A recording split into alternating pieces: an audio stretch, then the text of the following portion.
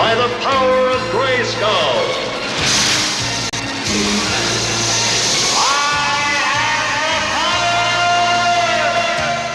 What is up, all moviegoers? TCT and Pinky Squirrel back again. And what are we going to see today, Pinky? He-Man. What? He-Man. He-Man what? We're going to go see He-Man. He-Man what? Master of the Universe. Nope. He-Man Masters of the Universe. We got our Skeletor shirts on. Mm-hmm. I can't wait. I mean, I'm a 90s kid. She's a 90s kid. But here's the fun part. You didn't know what He-Man was 2 months ago. No, I didn't know what it was 2 weeks ago. No, it was a couple months. It's been a couple months. Yeah, I watched the trailers, Mm-hmm. but I've really watched it in the last 2 weeks. So when Christmas came around and she saw the trailers for Master of the Universe, she looks at me, she goes, "What's that?" And I go, "Are you kidding me?" Nope. And she's like, "No, I watched Masters of the Universe with the Jetsons, the Flintstones, all of that. And it used to come on Cartoon Network a lot, right? So I grew up watching He-Man a whole lot in the 90s. I said, "Do you have any idea who that is?"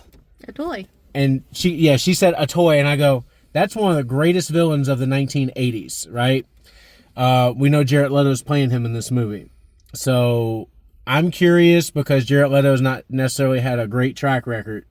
Last time we saw him was Tron Ares. Yeah, and I did not like him in that. Everybody else was good except him. Now, from what we've seen early reviews, they say he does really well as Skeletor. And there's a difference I can tell in the voice. In the cartoon, he talks like this. He talks like this. Like they all kind of do. But in the trailer, he talks like this, which works for a live action. So if people are going to complain about that, it's that kind of cartoony nonsense does not work for a live action. No. What does work is comedy and jokes and laughter and silliness, which I hear this movie is really campy, but it's also action packed. It looks great. Eternia is beautiful. Mm-hmm. And it needs to be colorful. Well, we listened to some of the soundtrack. Already love the soundtrack. We haven't even gone in here yet, but she likes to listen to music, so we tried out the soundtrack, and it sounded really good. But I think everybody's waiting for the moment of, by the power of Grayskull. You have the power. I have the power. When you hold up the, you guys saw it at the beginning of the television series. So, yeah, you hold up the sword. You say, by the power of Grayskull, I have the power. And Prince Adam becomes He-Man. And then he transforms his faithful sidekick Cringer into Battle Cat. The cowardly cat. The cowardly cat. Becomes Battle Cat. Alongside his girlfriend Teela and his best friend Man-at-Arms, who's being played by Idris Elba, by the way. So I'm curious. I'm really, really curious because I love him. Me too. I think he's great. You haven't seen him in a whole lot of stuff. You saw him. The last movie you saw him in was the John Cena movie, right? Yep. That was funny. The one on Amazon Prime where Cena played the president, which was pretty funny. But yeah, guys, we're curious about Masters of the Universe. I hear it's fun, and that's what we're going for. We're not going to be overly critical about it, but we will let you know if it's bad. I've heard some things about there's a lot of camp and a lot of jokes in here. That's fine with me. I don't mind, especially when it's based on a cartoon. So, He-Man, Masters of the Universe, let's go see what this movie is all about. I know the synopsis, and you know the synopsis. Yeah. We read the synopsis. We're going to let you guys know what it's about when we come out. So, by the power of Grayskull, we have the power! Uh-oh. Oh, wow. That's cool. Look at that. I like that stuff.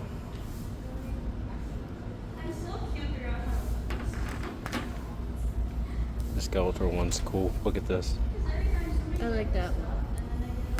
Oh, no, I like that. Oh, man. I might have to grab one when we come out. There's the castle. So the castle.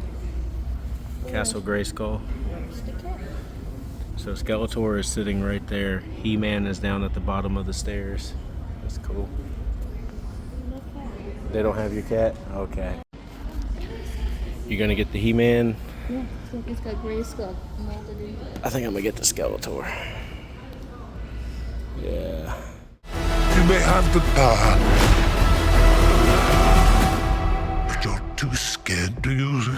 Trust me. I know how to use it.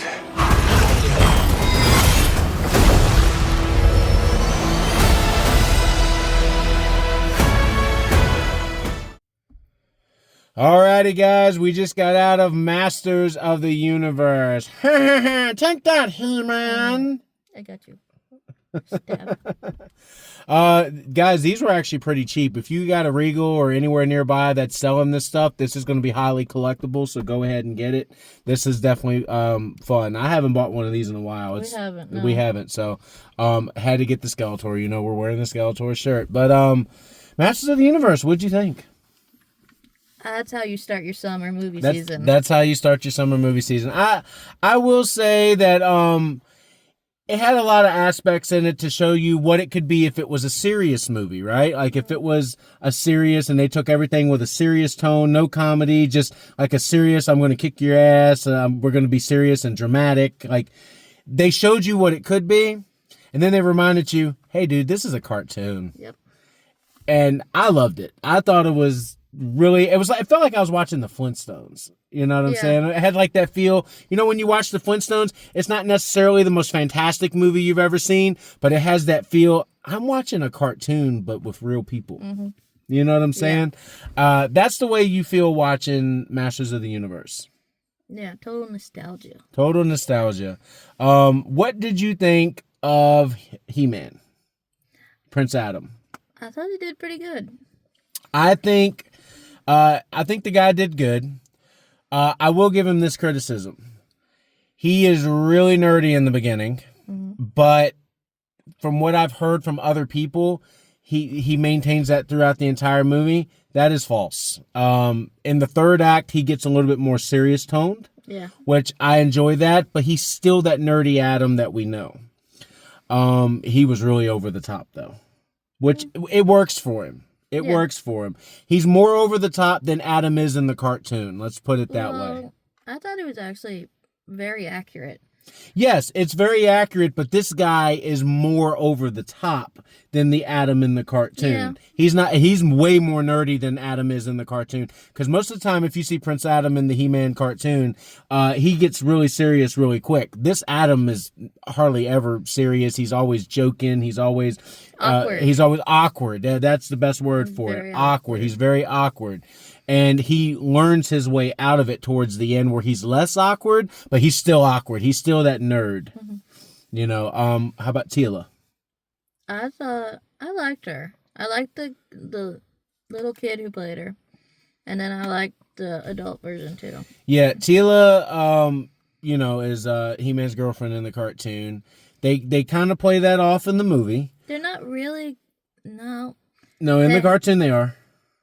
But it takes a while. No, but they are. They stated in the very first season that this is his girlfriend. This is his lady friend. This is, I thought she was the bodyguard.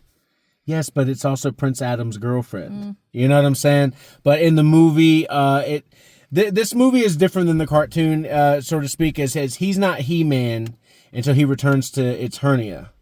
And when he returns to Eternia, it's because Skeletor has taken over Eternia at the beginning of the movie. That's kind of, you know, I won't give you any more than that. So it's that way you guys aren't confused when you go see it. It's like, wait a minute, this is different. Like, yeah, it's very different. It's a lot like Lion King.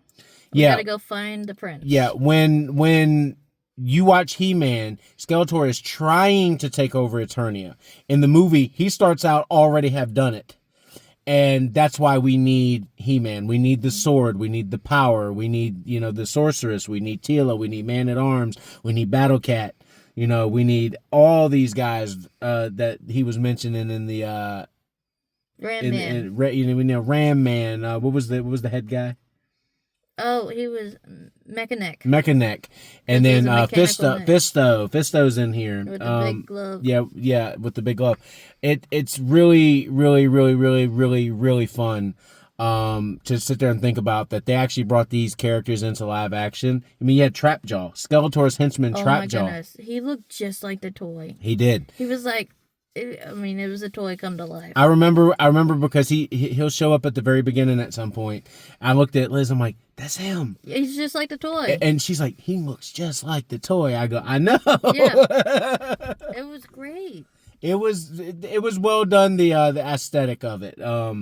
I will say the movie is awkward though. It's really awkward, and if you're not into that kind of thing, I can see you getting kind of annoyed by it because it's all over there. I think it works. Yeah. Because explaining what He-Man is about, the cartoon, is very awkward. But the problem is people don't know what He-Man's about that didn't grow up with the He-Man cartoon like we did. Like there's kids in here that probably have never seen He-Man, which I hope this movie, which I think it's gonna, because I heard some rumblings about it, gives us a cartoon series for these kids so that way they can see He-Man Masters of the Universe. Not to mention, guys, currently, if you're watching this video currently on this day, it is on Tubi for free. Yes, every episode. Every episode is on Tubi with that Hanna-Barbera selection and all that. Was it the nostalgia. Filmation did a wonderful job with that cartoon. Yeah. She found it last week when we went to Manassas to the Big Lick Con. You found that and She-Ra. On the complete on DVD in Walmart. You know, so we have the She-Ra, because I don't know if She-Ra's on Tubi. I haven't looked it up yet, but she knows who She-Ra is. She-Ra is He-Man's sister, which.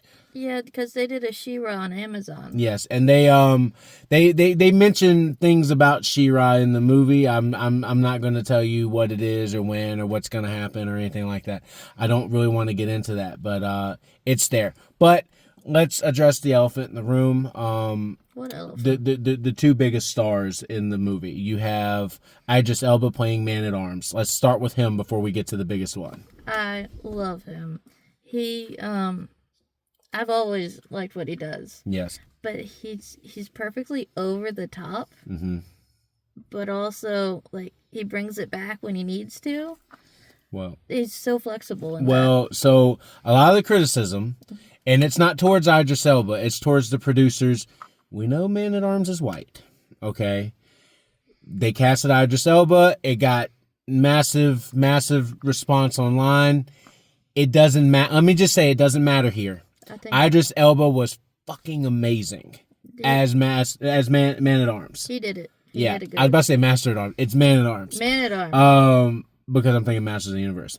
But he was amazing. He did a fantastic job. And that just shows you can cast anybody. You can do anything, cast anybody. But yeah, we do know why he got casted probably. It's probably the reason. It may not be the reason, because I love Idris Elba. I'll watch anything with him. I feel like he was a fan of the show. He definitely had to be. I got that feeling that he knew the material because he loved it. I think everybody that was involved in this knew the material. I think Nicholas, who played He-Man, who played Adam, I kind of got the feeling that he's younger, so he went back. I got a feeling that he watched before the movie, and I think maybe like the reason why he's so awkward is he watched it really quickly because he hadn't seen it and was trying to just throw things in left and right instead of having grown up with it, knowing that Adam is not this socially awkward all the time. Because in the movie he's very awkward all the time. And it's not the case in the cartoon, which is what makes it different than the cartoon. But it fits, and it's something you can watch with your kids. But there is some adult jokes in here. It's definitely PG-13. It's definitely PG-13. There's a lot of adult jokes in here. There's some dirty jokes in here. They try to push the line. They try to push the line, but they don't really go that dirty. But if you're an adult, you're smart enough to know what they're saying. Yeah. Kids aren't, like kids today are not going to be like Fisto. Why is that funny? Think about it. You know what I'm saying? Okay. It's time to address the elephant in the room. What did we think of Jared Leto as Skeletor? I think from everything I heard about him talking, I think he's his own worst critic. He is. Because I absolutely loved it. It was Shakespearean in delivery, and it works so well. I'm going to tell you, Jared Leto, if by some miracle you're watching this, dude, shut up. Don't like don't put yourself down. Don't say this isn't what you wanted, because that's what he's been doing. You were fantastic, dude. Yes. And if you want to play him again, I sign off on it. Yeah.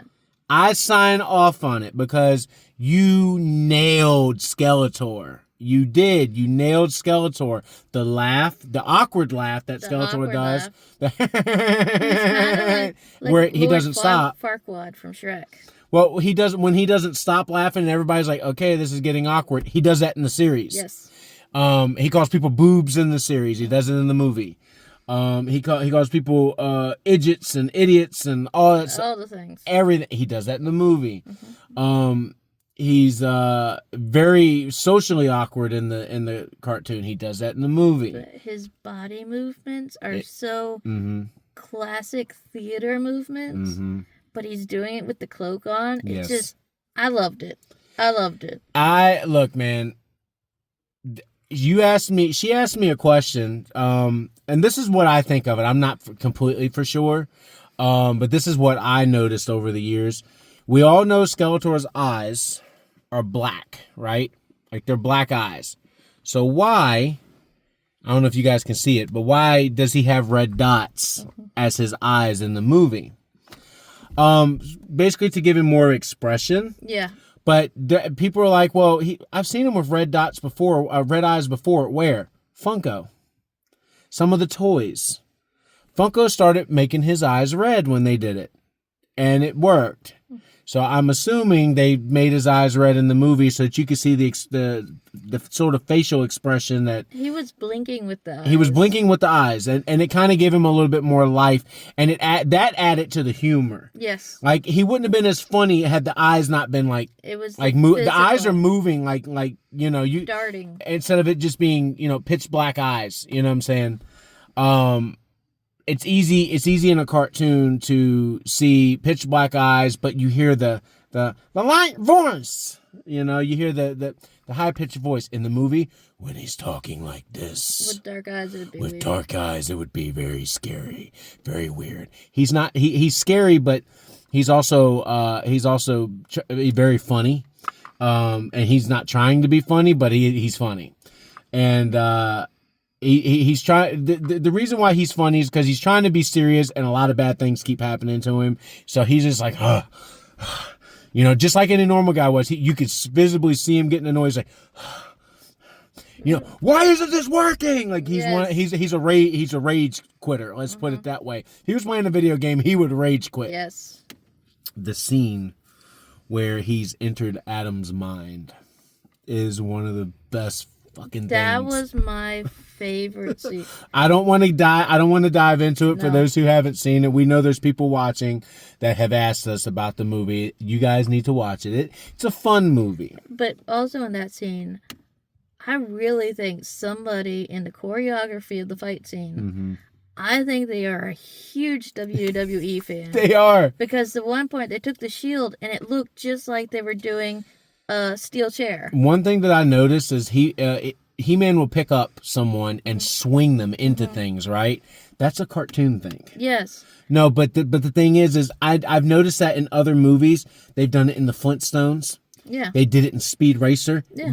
John Goodman, who played Fred Flintstone, did it in Speed Racer, right? He swung a ninja into the thing. He-Man was doing it in this. It's a cartoon thing. And the guy that did the choreography knew that. But then he would mix it in with like WWE, like style. Like there was Cody Rhodes. I could see his moves were in part of it. What do you want to talk about? Yeah, that too.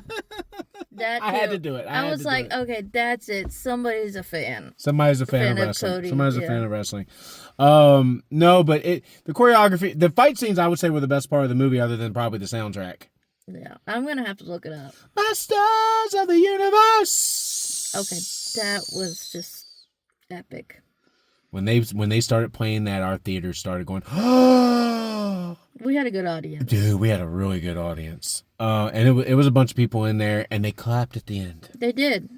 They did. And a movie has done well if people clap at the end. They all did. They all clapped at the end. Everybody did.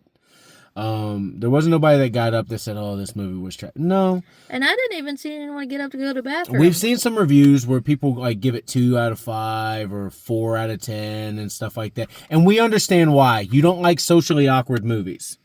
Right? Like, I can understand why, because Prince Adam, like I said, is extremely awkward in the movie, and that annoys people, especially if they want a serious tone. But no, I keep telling people, it's based on a cartoon. If you want a serious movie, they've told you from the beginning, the critics, the actors, this is based on the cartoon. If we wanted to do serious, you see it. They can do serious. But work. Here's the thing. It would have bombed worse if they just tried to make a serious storyline with normal acting, normal drama, and all that. It would be like The Odyssey is going to be, right? Overloaded with just shit. You know what I'm saying? And you want to go see The Odyssey. We're going to go see The Odyssey. Yeah. She wants to see The Odyssey. But I'm saying it's actor overload, pretty much. Okay. But this one was comedy overload, in which that's what SpongeBob is. That's what... So I have a critique of the critiques. Mm-hmm. I didn't find there too many jokes. You didn't find a lot of jokes? Well, I didn't say it wasn't over the top for me. So they weren't. It wasn't the jokes that made it over the top. It was the awkwardness. That's why I said Nicholas was playing Adam so awkwardly that's what's going to annoy the people that go watch the movie that don't like that sort of thing. They don't like sitting there feeling like really weird, like cringe stuff. You know what I'm saying? Cringe. Mm-hmm. But he was doing cringe things. You know that. Yeah. But the thing is it worked for He-Man. It worked for Prince Adam. And you know what? It worked for everybody in the audience because I didn't cringe through it, but I can see where people were coming from. I guess, yeah. Like there was things like with the lady at the work desk. You're like, oh, like she's off, like she's No, she was too relatable. But the thing is you seen where people were like, he was doing that a lot himself. Yeah. Like where people were like, oh, really? But everything he did worked. I like it. You know, it worked, but it was just overloaded. It was too much of it, right? And that's where because I sat there and I got a little exhausted before he picks up the sword and yells, I have the power. I got a little exhausted with his he was acting like Cringer before from the cartoon. It was like just kind of like Billy from the Power Rangers, right? At the very beginning of Power Rangers, Billy is like, Prince Adam was doing that. I like how the little Prince Adam jumped when little Tila came up on him. Yes. I thought that was a great little tidbit. Yes. By the way, Amazon is marketed all over this movie. They produced this movie. This is an Amazon movie. It's an Amazon MGM. An Amazon MGM movie. Talk about your shirt that you saw. Yeah, he had... By the way, there's a big cameo. We're not going to tell you who it is, but there is a cameo. But he had this sweatshirt with a pink doily and then a cat sitting in a teacup. And you see it during this cameo. Yeah. And the cameo is in the first 10 minutes of the movie. So it was actually first 15. Yeah, but then it comes... I like how it made for a circle. Yeah, and it's a cameo. It's a cameo from the past. I'll put it that way. You guys know who I'm talking about, so I'm not going to spoil it anymore. But there is a pretty big cameo. One of my favorite people. Nice shirt. The other thing with Amazon is there's a fight scene. And they're running from Beastman. I think it's Beastman, right? It's Beastman. And, Beastman's all up in the cartoon. I love Beastman. I couldn't remember if he was running from Beastman. It was Beastman. Was it Beastman and Trapjaw or just Beastman? I think it was just Beastman, right? There was so much action going on. I'm trying to figure out when was what. No, it's just Beastman. Okay, so this one was Beastman when Tila's running with him with a sword. Through Oklahoma City. Okay, through Oklahoma City. And a huge Amazon truck comes and just hits Beastman. And I'm sitting there like... Yep. Free marketing. I like things like that. I like when a movie company puts itself in its own movie. You're like, okay, the Amazon truck saved the day. Of course it did. Yeah. It's an Amazon movie. Yeah. Have we covered everything? The music? Oh, Morena Baccarin is the sorceress. Yes. I liked her outfit. Yeah. I always thought it was weird that in the cartoon, she has like feathers all over her arms. Mm-hmm. But this one, they turned it into like a sheer kind of a cloak and not with the gradient. Was she a falcon? She is. Yes, that's what I'm thinking. She's a falcon. But it's really, weird when she's human in the cartoon. Mm-hmm. I like this. She's kind of like Egyptian. By the way, with a gradient. I'm a humongous fan of Marina Baccarin. Oh, her and her husband Ben McKenzie. I love both of those actors, because I loved Gotham. I love Southland. I love her in Deadpool. I love her in Greenland. So look, man. Say what you will about Marina Baccarin, she's knocking everything out of the park. She's only in a few minutes, but she makes her presence known. Yes, you were same gonna brand. say, yeah, same brand. She makes her presence known. All right, was that it? Was that everything? The music. Yeah. Did we cover that? Let's see. We covered the music. The music was good. Skeletor, all that mess. What would you rate Masters of the Universe? Probably give it an 8 for the fun factor. You give it an 8 for the fun factor? I'm gonna give it a 7. It's very rewatchable. Yes. But you can definitely see some flaws. There's a lot. They overload a lot. It's like watching Man of Steel. Like there's so much you got to catch. You got to watch it multiple times to see. And some of the scenes kind of dragged on a little bit. Yeah. I'm like, come on. Well, that's the reason I give it a 7. Yeah. The acting was good in the serious scenes. It was good. But in the awkward scenes, I'm just like, and then some of the budget, all the budget went into Skeletor. Oh, yes. All the budget went into Skeletor. Even Cringer was in the movie for, 10 minutes, 15 minutes? I'd say 5. Oh, 5. Well, yeah, I would say 5 minutes. Yeah, 5 to 10 minutes. Which, if you're a fan of Battle Cat, sorry. But they animated each one of his furs. But so you can definitely tell they didn't have no budget. You can definitely tell. Not for that amount of fur. Not for that. He's a big cat. So they probably spent it all on Skeletor. But let me see. I'm trying to think. But I that's how you start your summer season. It is. It's really good. I really think so. Up next, man, we got a couple movies we want to see. Up next, I believe, is going to be Supergirl. It is. You want to go see Supergirl, so I'm already guys, Masters of the Universe, He-Man, Masters of the Universe. Don't forget, you have the power. That's right, you have the power. Oh, we forgot about my favorite part. What part? My favorite part. What? Oh, never mind. What favorite part? What favorite part? You were giving a lesson. What favorite part? She needs to say what favorite part. Orko. Ah. There is Orko messages all through here. Yes.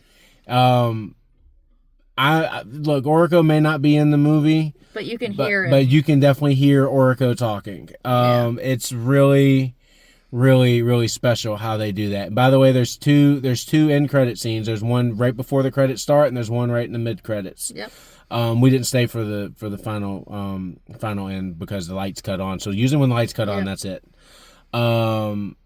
But yeah, guys, we're gonna go see Supergirl next. Masters of the Universe. It is out. It is fun. It's a good time.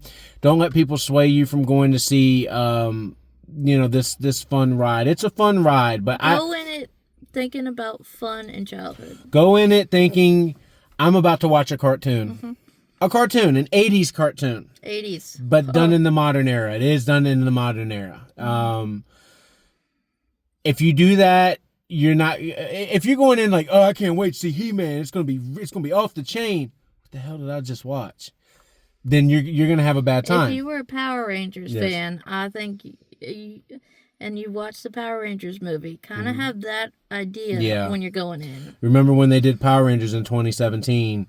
You got to be a fan of it, and you got to know what it is to really enjoy yourself in here. Because if you go in there and it's like, I know nothing about what you're gonna be confused. You're gonna be lost. Okay. But watch it and then go and watch the cartoon. But if you know who He-Man is, who Skeletor is, that's all you need to know. And you're gonna have a good time. You're gonna laugh. You're gonna have fun. It's especially fun for kids and parents alike. Everyone that wants to go see it. Like I said, I give it a 7. You give it a what? 8? 8 because that was fun. Yeah, but I've given like better movies 8s and 9s and stuff like that. So like I said, I've got to try to keep it level. I loved the movie. Don't get me wrong.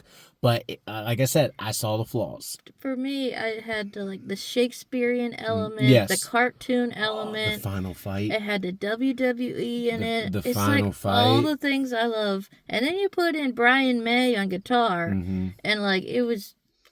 That's how it got named. Yeah, Brian May was all over this movie. Let's put it there, and I loved it. It was such a weird combo. So I loved it. guys, that's gonna do it for this video. Let us know what you all think in the comments down below, and don't forget to check out everything we have to offer in our descriptions. And let us know what movie you are excited for not just for the summer, for the rest of the year. If there's something coming out, I want to know what you want to go see. Because we might not have heard. We might not have heard that one is coming out or it's coming out. I mean, we want to go see Supergirl next, but there's other things coming out, man. Yep. So we have no idea. Everybody is counting down to Doomsday. We definitely want to go see Avengers Doomsday. She's all caught up. Yep. So we want to go see Avengers Doomsday. We're going to go see Spider-Man Brand New Day. So, and she, trust me, she's caught up. She's watched Daredevil with me. Yes. She's seen Punisher. I'm ready. She's ready. That's going to be the exciting part of the summer. We got just movies dropping every week almost now. It's going to be a fun summer. It's going to be a fun summer. So, guys, hope you all enjoyed this video. Don't forget to hit the like and subscribe button. And as always, TCT and Pinky Squirrel signing off. And do you have what it takes to be a master of the universe? Yes, you do. You know why? Because you have the power!